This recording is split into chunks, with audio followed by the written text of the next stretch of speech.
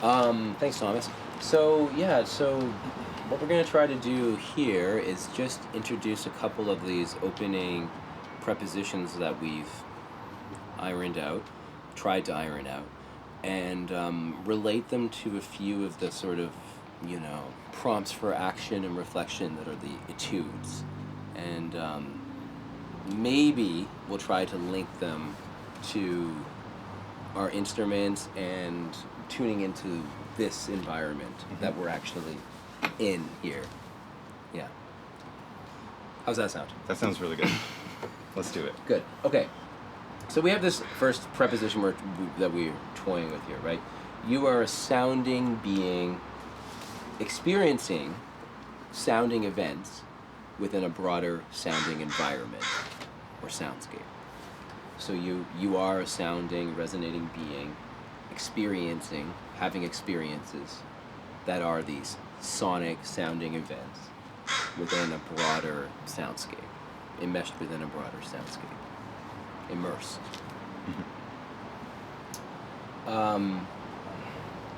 We can think all animals are tuning in to this soundscape in various ways. All organisms are engaged in varying degrees of perceiving and responding to their sounding environments, mostly through their resonant bodies, their sense organs, through social coordination as well, though, with other sounding beings.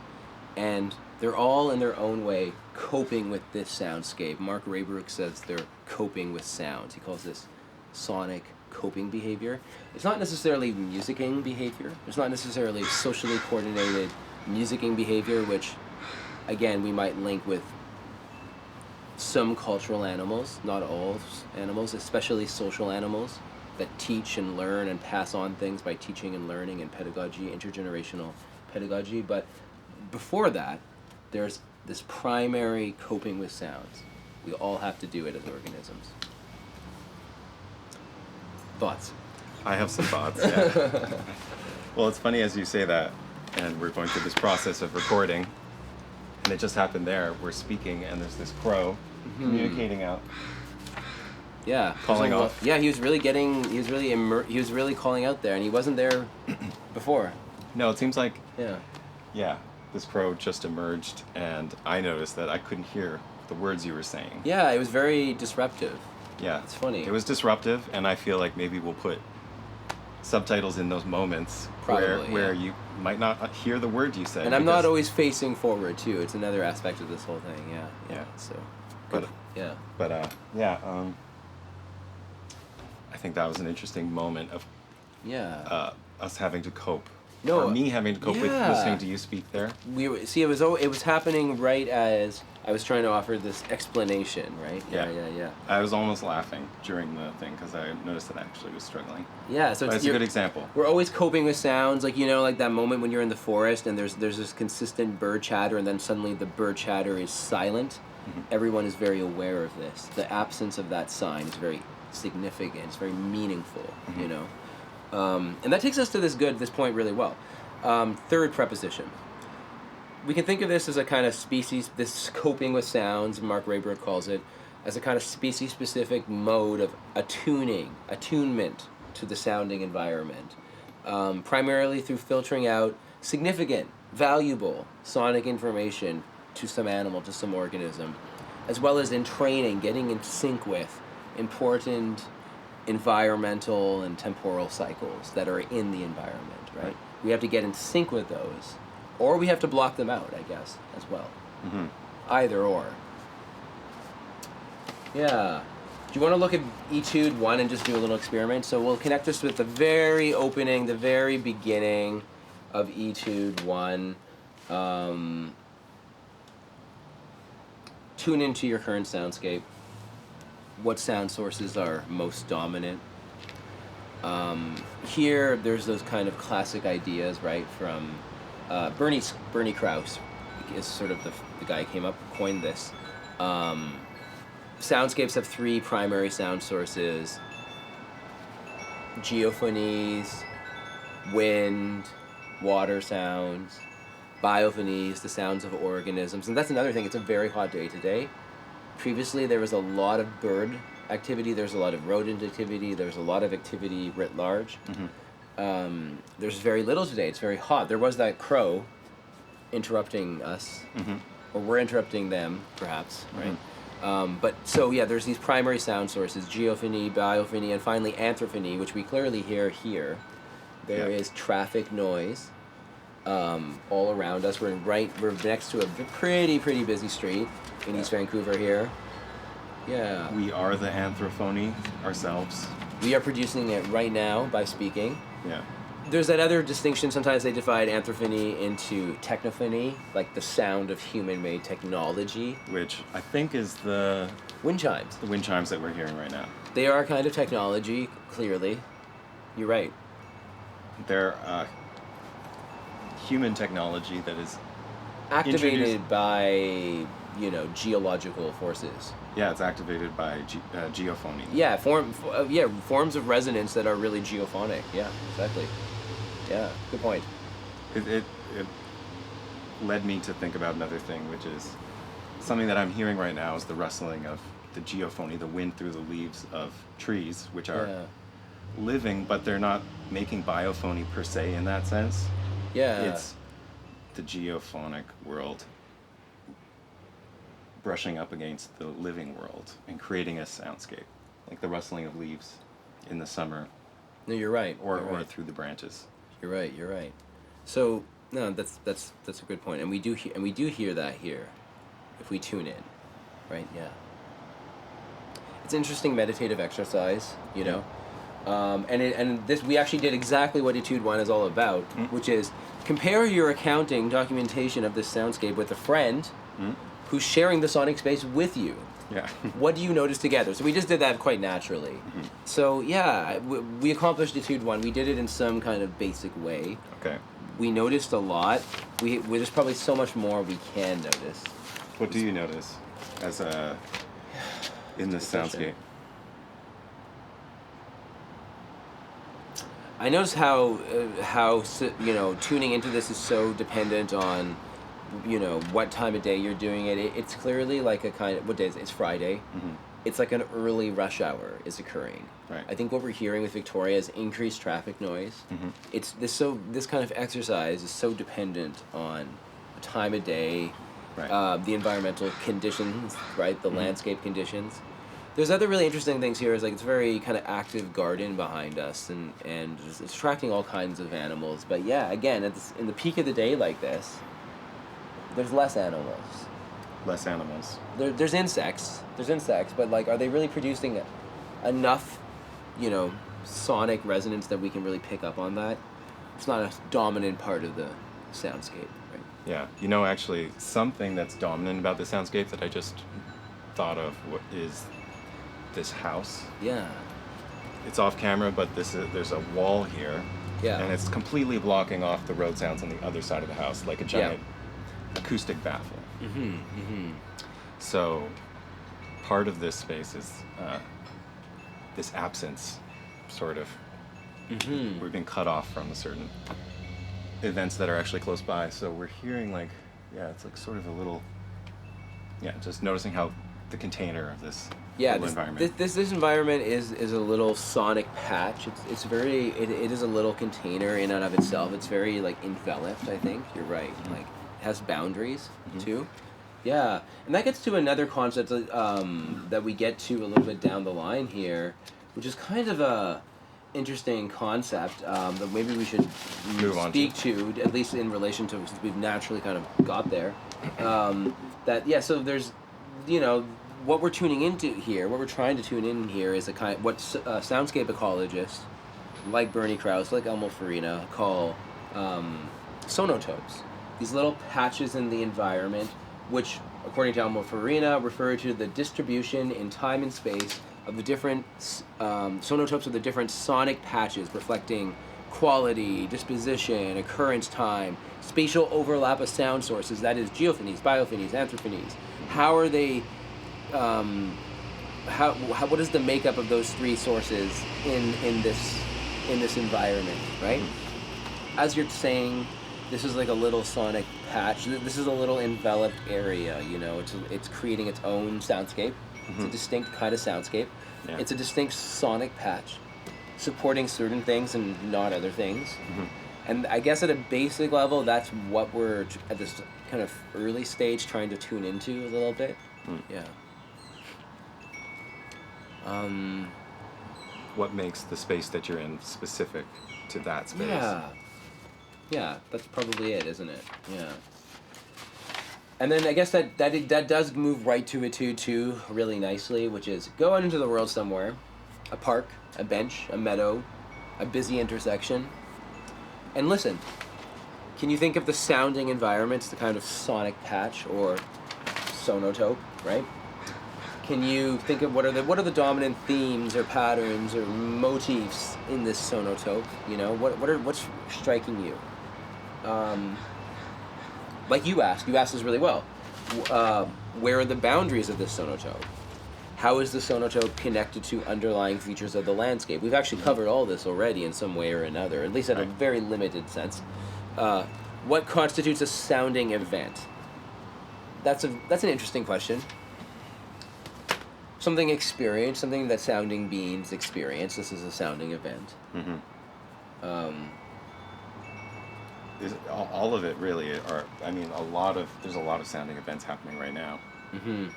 There's sort of these different bubbling up sources of sound. It's interesting trying to put boundaries around it. It's a little difficult, but the chimes being some sort of constant sonic event that we're undistinguishing. It's an underlying texture that's becoming very significant in the soundscape, right? And I guess it actually takes us to a good guiding concept, one of the first guiding concepts we mentioned that comes from sort of, not a soundscape ecologist per se, but somebody more interested in like human ecology and how humans perceive the soundscape. And that's the guy who came up with all this stuff, R. Murray Schafer. Or he's really advanced this concept of soundscape and sort of came up with some interesting concepts that you can use to sort of phenomenologically tune into your soundscape. And one of them is soundmark, which I think is kind of a funny thing. It's like landmark. There's a landmark. It's something really distinctive in the landscape. But a soundmark is a sound which is a sound aspect of the environment, a sounding aspect of the environment that is unique or really characteristic to that area, something like it has kind of cultural geographical heritage. That's how I kind of think of it. And he says really interestingly, Schafer, once a sound mark has been identified, it deserves to be protected, for sound marks make the acoustic life of a community unique. So I think this is a really interesting thing, interesting statement, thought-provoking.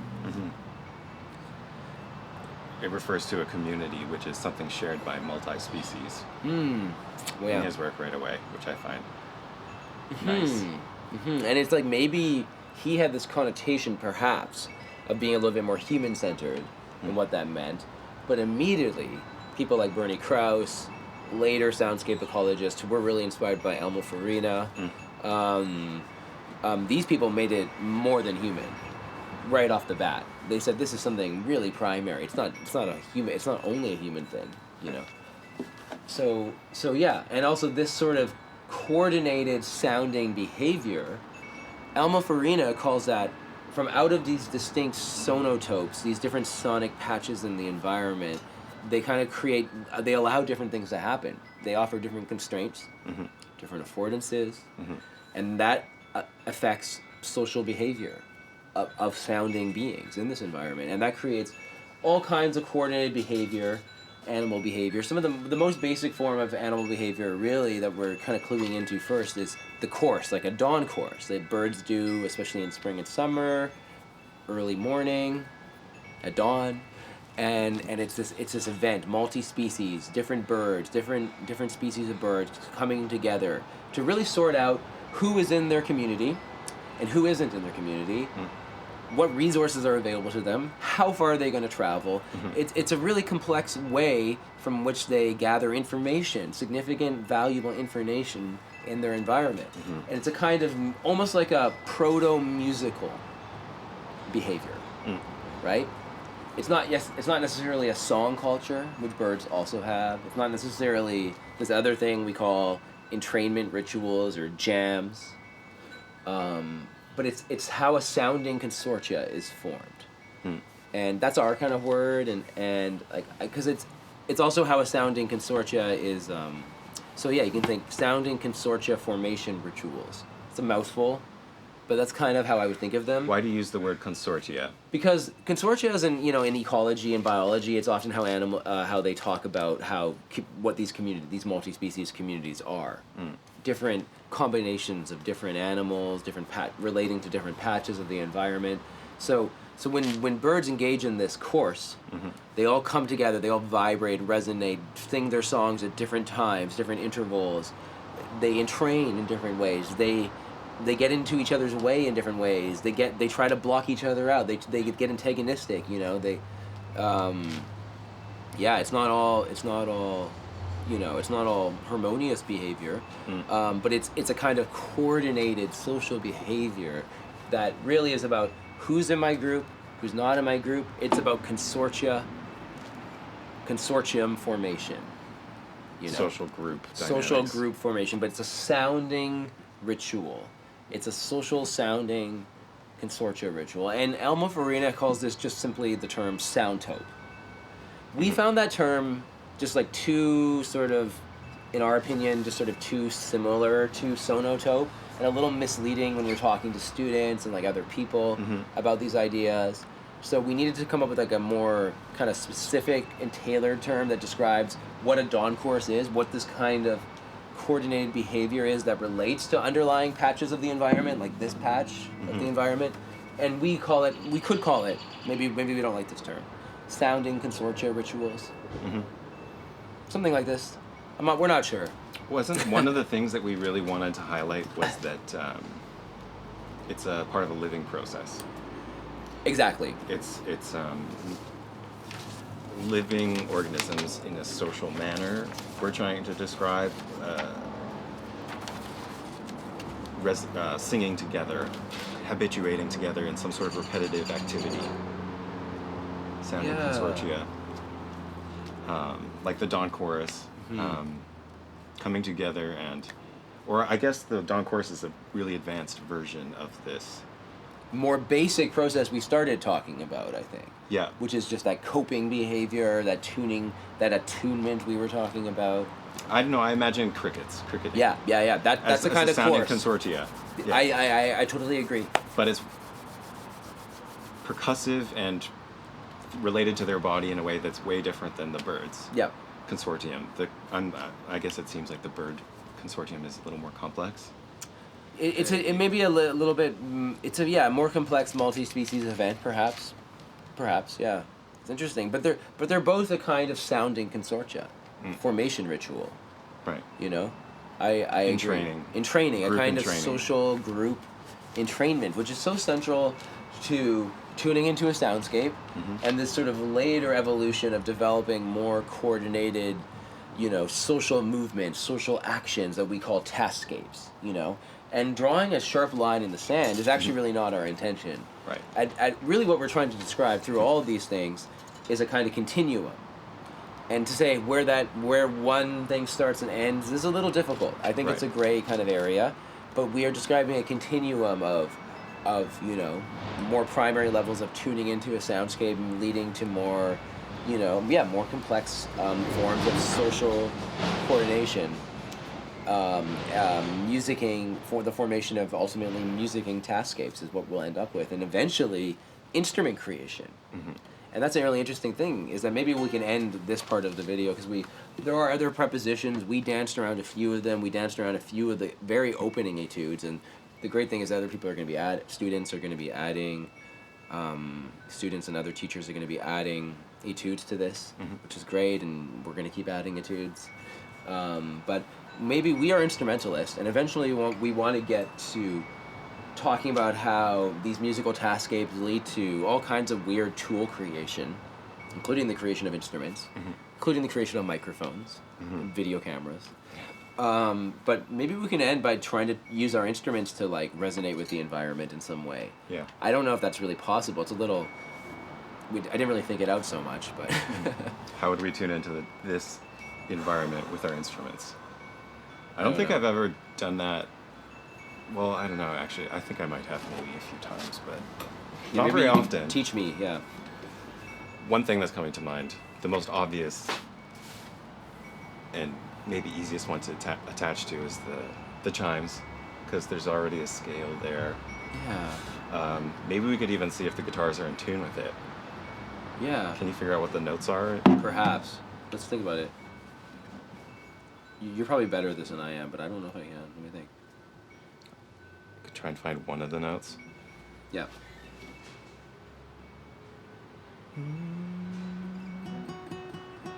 I went there. An F sharp? Is that there? I think so. I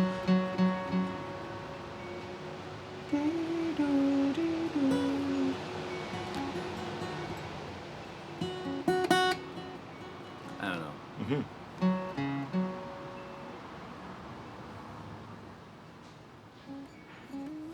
There's a little whole tone there. Is it minor?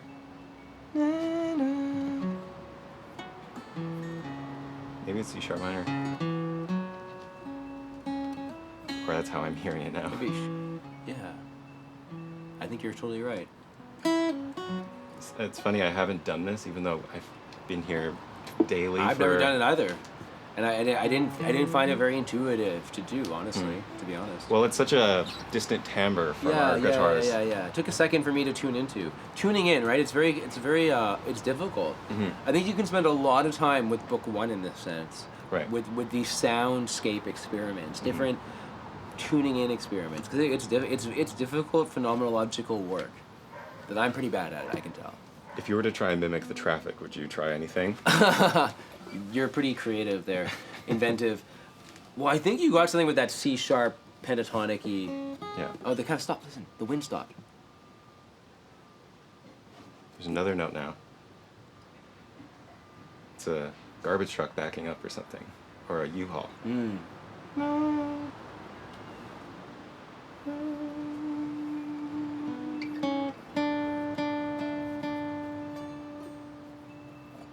You hear it? Yep, I hear it. Took me a second.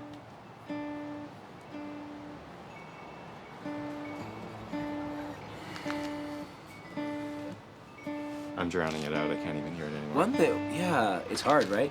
One thing would be so these are all events. Like when the bell stopped ringing to me, that was an event.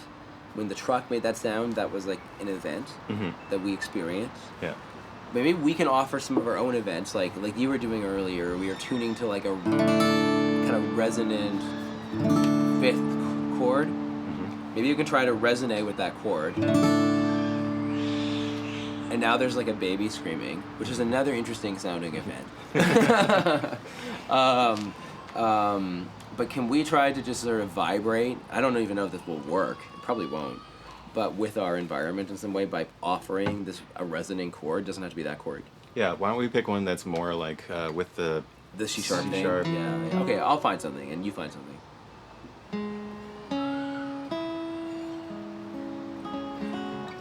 I'm hearing C sharp minor chord.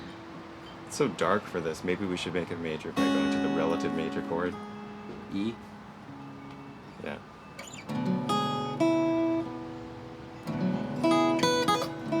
We're making it a dominant chord. I'm playing in the flat 7. Yeah, it's nice. That's the nice. I totally hear that. At least now I do. How the chimes sound with it. Yes, like as a kind of dominant chord. Took me a second though.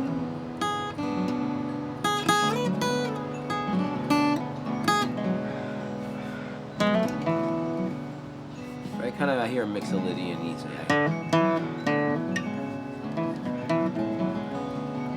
I'm playing a lot, of course. I should probably not do that. We're playing with the wind. It's picking up.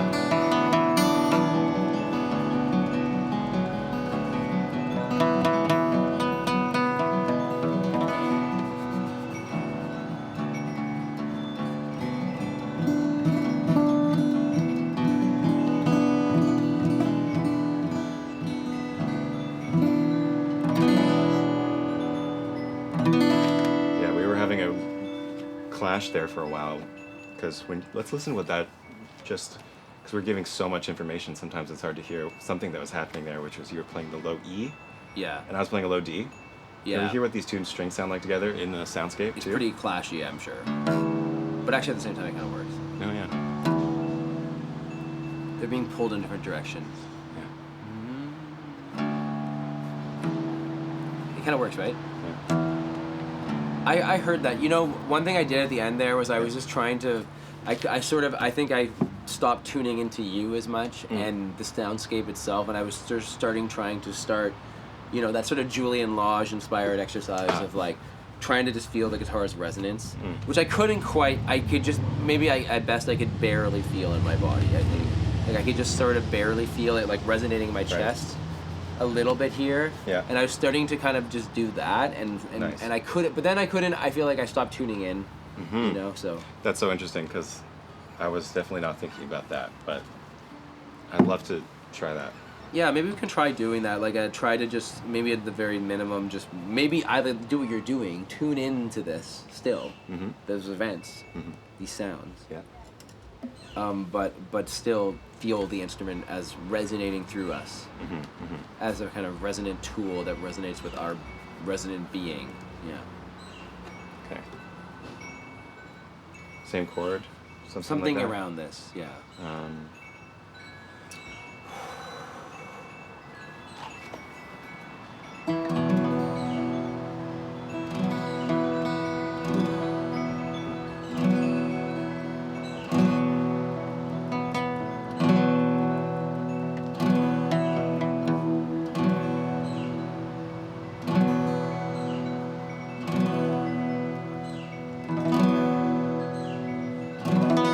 Starting to feel it in my hand better, Yeah, me too. my left hand.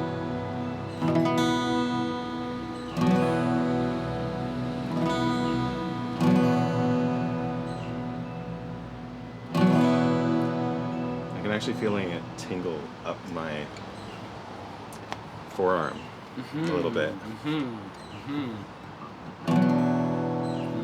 That's nice. It's an accident.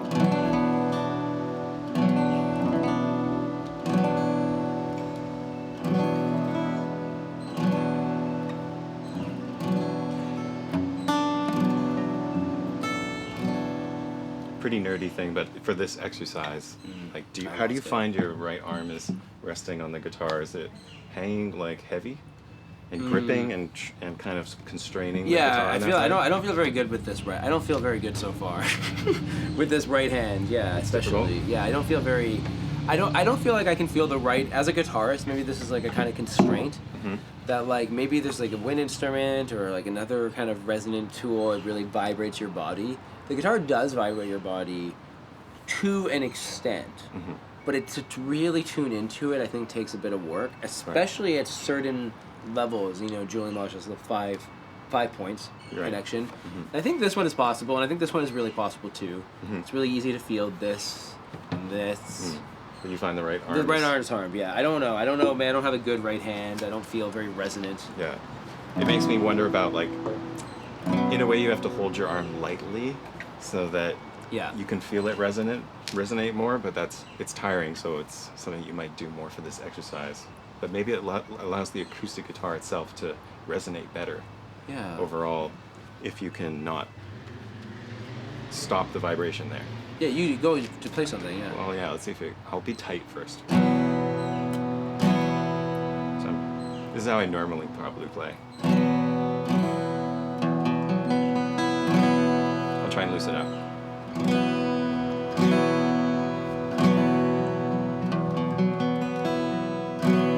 Do you hear a difference? I think so. I'm pretty sure I do. I just squeezed on it.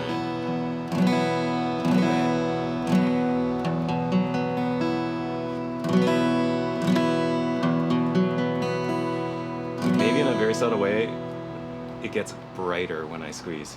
Or I'm just being more aggressive.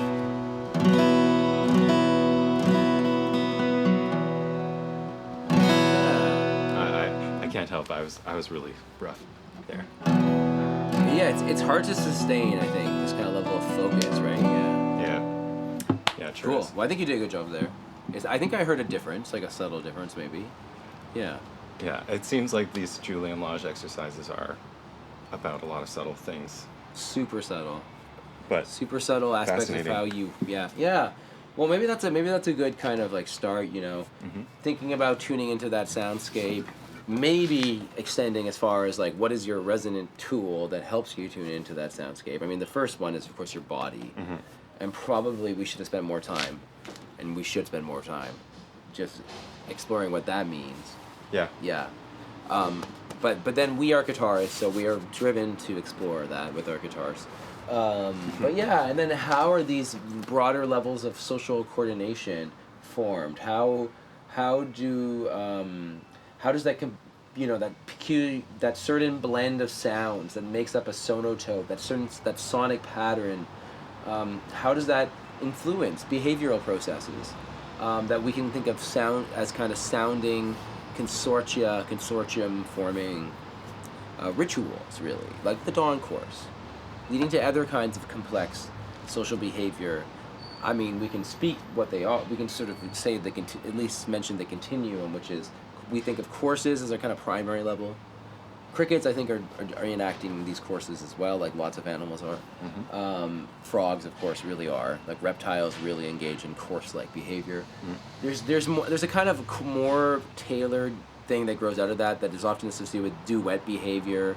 Lots of birds have duets. Lots of some primate species have duets, like gibbons, for instance.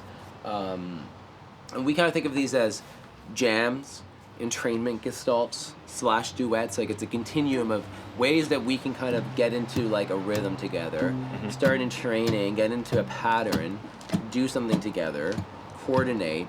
Maybe that's like a social bonding thing. Maybe it's a kind of proto-song even. Again, it's a continuum. There's probably no strong way to draw a line in the sand. It's a continuum, but eventually it gets to song cultures.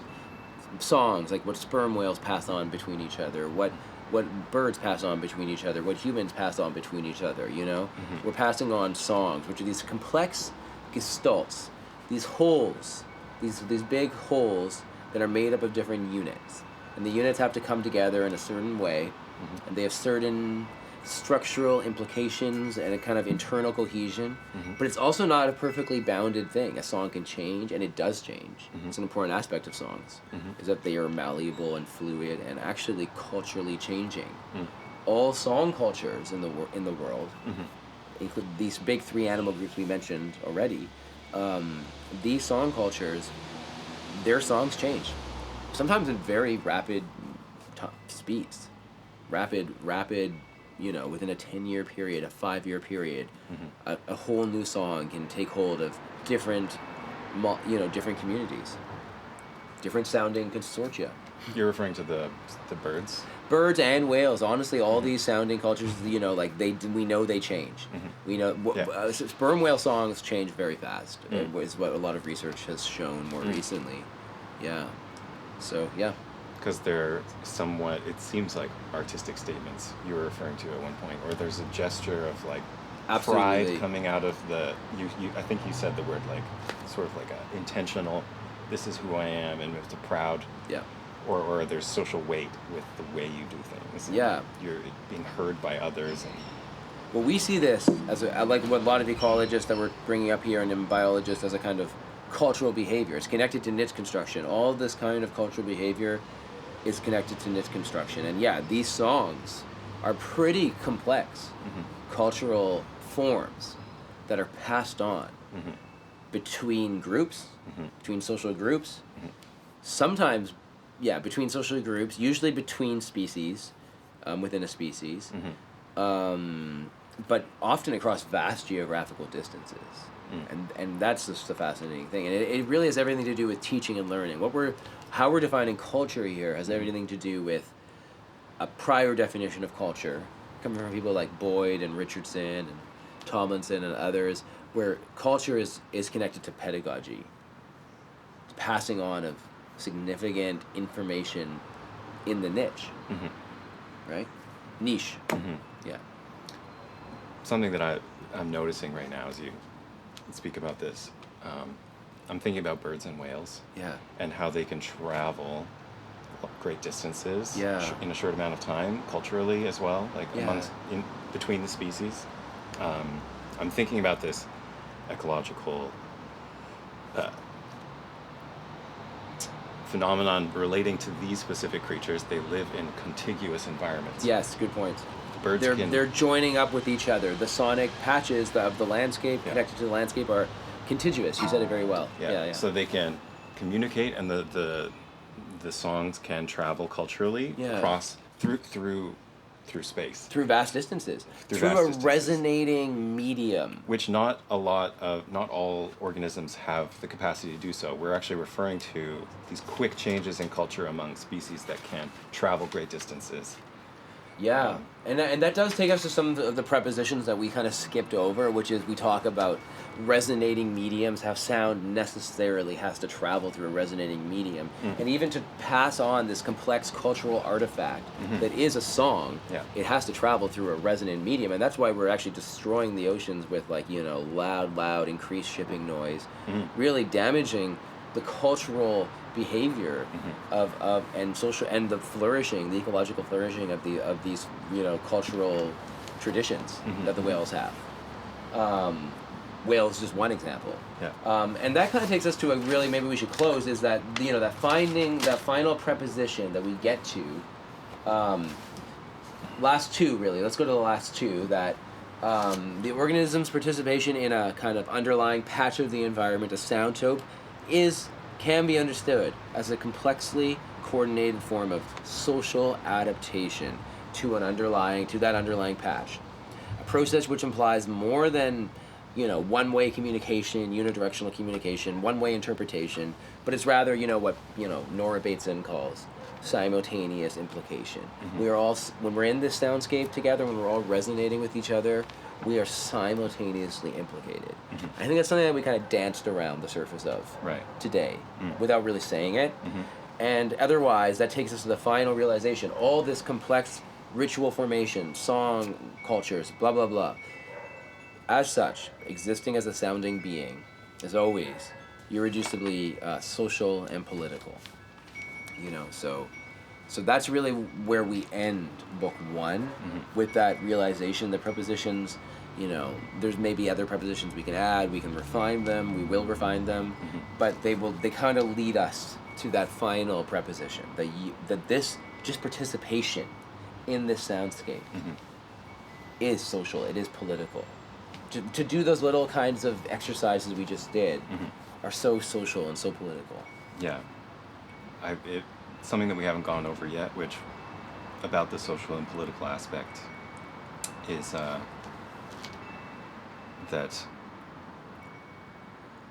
we're talking about coordinating very well together. We're trying to hone in on the environment and also each other. We're trying to be mutually antagonistic or protagonistic with the environment, but there is a way of being in an environment which we also can easily get into, which is just dominating the soundscape. Yeah, filling it up. Yeah, we're almost what that crow was doing to us. We're sharing space. Or what we're doing to him. Yeah. Or them. Yeah. But they're very loud. But we're speaking to our own species. Yeah. And necessarily ignoring others, and we're filtering them out and trying to focus on. Yeah, and that's what the birds are doing with their dawn chorus. They're actually speaking to different species of birds, usually four upwards different species of birds, coming together, sharing a space, a sonic patch, correlating, of course, to landscape features. But yeah, it is still all about who's in this community, who's not in this community, and we are totally saying, oh, we're in the community together. That bird is not part of it. At one level, we're excluding this bird. We can easily do so. Or we can at least easily get to that, yeah. And we've done it, well, we have to, in a way, to make our lives more efficient. To do this complex social coordinated behavior in the first place, we have to do so. We have to suspend. Yeah. Push away those sounds. The noise. So to end with why it's political in a certain sense is that every organism is taking up space in some capacity and is paying attention to it and existing in coordination with or disrupting it and taking up all the space. As an example, humans doing that where animals can't live anymore. Taking up a place. Semiocide. Yeah. As destroying signs that are significant to some animals flourishing in an environment. Yeah. Yeah. So. Which is always happening, all around us. It's interesting that we can't help but be disruptive in our musicking. You know, we're necessarily taking up space and saying this is our space. Yes. Not. This is our time, and we're taking it up, and hopefully the other organisms give us space too. Like that crow got in our way. Yeah. There. Yeah. But Eventually left. yeah, eventually without our asking. Yeah. It's social. It's political. It's about sharing a sonic space. Yeah. Anyway. Yeah. Thanks so much.